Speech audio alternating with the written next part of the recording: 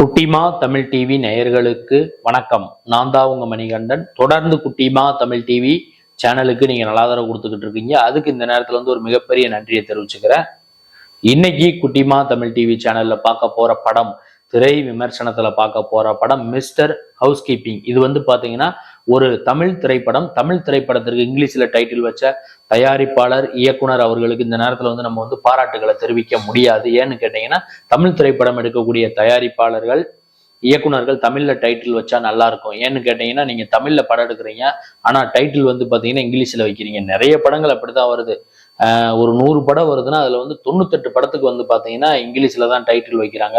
அது ஏன் வைக்கிறாங்க, எதுக்கு வைக்கிறாங்கன்னு தெரியல. இப்ப திரை விமர்சனத்துக்கு போறதுக்கு முன்னாடி குட்டிமா தமிழ் டிவி சேனலை சப்ஸ்கிரைப் பண்ணாதவங்களா இருந்தா ஒரு தடவை பண்ணுங்க. பண்ணவங்க பெல் பட்டனையும் சேர்த்து அழுத்துங்க. அப்படி நீங்க பெல் பட்டன் அழுத்தினாதான் நாங்க வீடியோ அப்லோட் பண்ண உடனே உங்களுக்கு நோட்டிபிகேஷன்ல காமிக்கும். நீங்கள் அந்த வீடியோவை பார்த்து என்ஜாய் பண்ணலாம். உங்க நண்பர்கள், உறவினர்கிட்ட குட்டிமா தமிழ் டிவி சேனலை பத்தி சொல்லி சப்ஸ்கிரைப் பண்ண வைங்க, லைக் பண்ண வைங்க, கமெண்ட் பண்ண வைங்க. வீடியோ பிடிச்சிருந்தா ஷேர் பண்ண சொல்லுங்க. இப்ப திரை விமர்சனத்துக்கு போகலாம். மிஸ்டர் ஹவுஸ் கீப்பிங் படத்தோட ஹீரோ ஹரிபாஸ்கர், புதுமுக கதாநாயகன் லாஸ்லியா. இவங்க பாத்தீங்கன்னா பிக் பாஸ்ல வந்தவங்க மற்றும் சில முன்னணி நட்சத்திரங்கள் இந்த படத்துல நடிச்சிருக்காங்க. இந்த படத்தோட கதை எப்படி ஆரம்பிக்குதுன்னு கேட்டீங்கன்னா, 2019 காலேஜ் ஃபைனல் இயர் படிச்சுக்கிட்டு இருக்காங்க. அந்த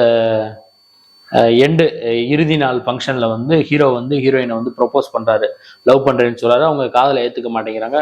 இன்னும் ஒரு சில வருஷங்கள்ல நான் உன்னை விட ஒரு பொண்ணை லவ் பண்ணி காமிக்கிறேன், உன்னை விட பெரிய ஸ்டேட்டஸ்ல பெரிய ஆளா இருப்பேன் கதாநாயகன் சொல்லிட்டு வராரு. சில வருடங்களுக்கு பிறகுன்னு சொல்லி போடுறாங்க. கதாநாயகனுக்கு வேலை வெட்டி இல்லாம வீட்டுல இருக்காரு. அவங்க அப்பா ஏதோ வேலைக்கு போறாரு, அம்மா ஹவுஸ் ஒய்ஃபா இருக்காங்க, தங்கச்சி காலேஜ் போயிட்டு இருக்காங்க. இப்படி போயிட்டு இருக்க ஒரு சூழ்நிலையில பாத்தீங்கன்னா ஹீரோ இந்த ஆன்லைன் சேட்டிங், இன்ஸ்டாகிராம் சேட்டிங்ல போய் சில பிரச்சனைகளை மாட்டிக்கிட்டு அவருக்கு பணம் தேவைப்படுது.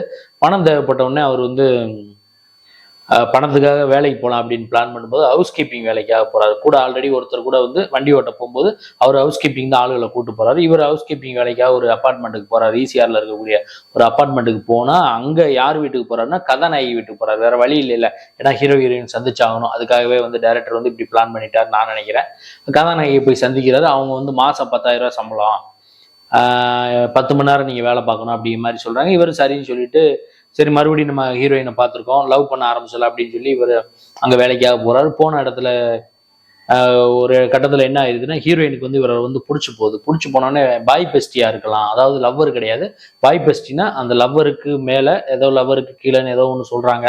அது ஒன்றும் புரியல. அப்படி ஒரு இதாக பாத்துக்கிறேன்னு இவங்க கதாநாயகி சொல்லி முடிக்கிறதுக்குள்ளே ஒரு மொட்டை மாடியில ஹீரோ பேசிக்கிட்டு டக்குன்னு கீழே போயிடுறாரு. அதாவது பாதியை கேட்டுட்டு பாதியை கேட்காமலே போயிடுறாரு. ஹீரோ என்ன நினைச்சுக்கிறாருன்னா, கதாநாயகி நம்மளை லவ் பண்றாங்க அப்படின்னு நினைச்சுக்கிறாரு.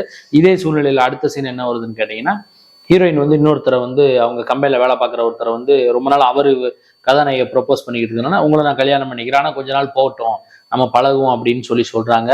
இதுக்கப்புறம் என்னாச்சு, இவங்க ஹீரோயின் ஹீரோவை கல்யாணம் பண்ணாங்களா இல்லையா, இல்ல அந்த ஹீரோவை அவங்க கல்யாணம் பண்ணாங்களா இல்லையா, இதுக்கெல்லாம் விடை சொல்றதா இந்த படத்தோட மிஸ்டர் ஹவுஸ் கீப்பிங் திரைப்படத்தோட முழுநில திரைக்கதையா அமைஞ்சிருக்கு. இதுல பாத்தீங்கன்னா படத்தோட பாடல் வரிகள் கு கார்த்திக் அவர்கள் எழுதிய ஒரு 2 சாங்ஸ், அப்புறம் கவிஞர்கள் இன்னும் 2 கவிஞர்கள் பாட்டு எழுதியிருக்காங்க. அவங்களுடைய பாடல்கள்லாம் நல்லா இருக்கு. பாடல்கள் ரசிக்கும்படியா இருக்கு. பாடல்கள் இசை, பின்னணி இசையெல்லாம் ரசிக்கும்படியா இருக்கு. படத்தோட ஒளிப்பதிவு குலோத்துங்கன் அவர்களுடைய ஒளிப்பதிவுமே நல்ல அழகா ரிச்சா அழகா ஹீரோவையும் சரி, ஹீரோயினையும் சரி, மற்ற கேரக்டர் ஆர்டிஸ்டையும் சரி அழகா காமிச்சிருக்காரு. அந்த கதைக்கு என்ன சினிமாட்டோகிராஃபி தேவையோ அதை அழகா காமிச்சிருக்காரு. அது படத்துக்கு கூடுதலான பலம். படத்தோட மைனஸ் என்னன்னு கேட்டீங்கன்னா, படத்தோட கதையும் சரி, திரைக்கதையும் சரி, ஃபர்ஸ்ட் ஹாப்பும் போர் அடிக்கிற மாதிரி தான் போகுது, செகண்ட் ஹாப்பும் போர் அடிக்கிற மாதிரி தான் போகுது. கடைசி ஒரு 10-15 நிமிஷம் சில விஷயங்கள்லாம் இருக்கு, எதிர்பாராத திருப்பங்கள்லாம் இருக்கு. அது மட்டும் தான் கொஞ்சம் நல்லா இருக்கிற மாதிரி இருக்கு. அப்புறம் பாத்தீங்கன்னா ஒரு சுவாரஸ்யம், ஏற்கனவே சொன்ன மாதிரி ஒரு சுவாரஸ்யமான திரைக்கதை இல்லை. அடுத்து இதுதான் நடக்க போகுது, அடுத்து இதுதான் நடக்க போகுதுன்னு படம் பார்த்துக்கிட்டு இருக்க ஆடியன்ஸ் நம்மளே கெஸ் பண்ற மாதிரி தான் காட்சிகள் இருக்கு. அது படத்துக்கு பாத்தீங்கன்னா ஒரு மிகப்பெரிய மைனஸா தான் இருக்கும்.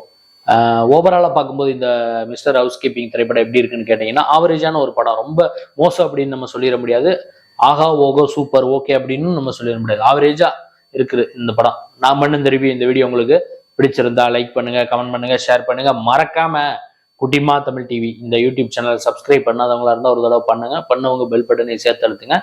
அப்படி நீங்க பெல் பட்டன் அழுத்தினா தான் நாங்கள் வீடியோ அப்லோட் பண்ண உடனே உங்களுக்கு நோட்டிபிகேஷன்ல காமிக்கும். நீங்களும் அந்த வீடியோவை பார்த்து என்ஜாய் பண்ணலாம். உங்க நண்பர்கள் உறவினர்கிட்ட குட்டிமா தமிழ் டிவி சேனலை பத்தி சொல்லி சப்ஸ்கிரைப் பண்ண வைங்க, லைக் பண்ண வைங்க, கமெண்ட் பண்ண வைங்க. வீடியோ பிடிச்சிருந்தா மறுபடியும் சொல்லிக்கிறேன், ஷேர் பண்ண சொல்லுங்க. அடுத்த வீடியோல இதே மாதிரி ஒரு திரை விமர்சனம் அல்லது சினிமா செய்தி அல்லது இதர செய்தியோட மீண்டும் நான் உங்களை வந்து சந்திக்கிறேன். குட்டிமா தமிழ் டிவி சேனலை பார்த்து ரசிச்சுக்கிட்டு இருக்க நேயர்களுக்கும் ரசிகர்களுக்கும் பொதுமக்களுக்கும் நெஞ்சார்ந்த நன்றிகள்.